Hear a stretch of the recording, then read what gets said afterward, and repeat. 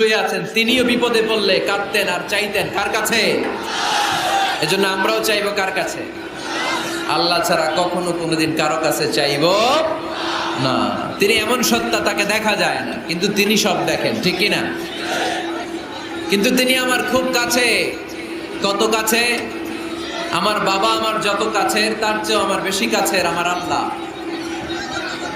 আমার মা আমার যত কাছে, আমার তার চাইতে বেশি কাছে কে? আমার স্ত্রী আমার যত কাছের, তার চাইতো আমার বেশি কাছের কে? এমনকি আমি আমার যত কাছে, তার চাইতো আমার বেশি কাছের কে? এজন্য রব্বুল আলামিন বলেন, وَإِذَا سَأَلَكَ عِبَادِي عَنِّي فَإِنِّي قَرِيبٌ أُجِيبُ دَعْوَةَ الدَّاعِ إِذَا دَعَانِ فَلْيَسْتَجِيبُوا لِي وَلْيُؤْمِنُوا بِي لَعَلَّهُمْ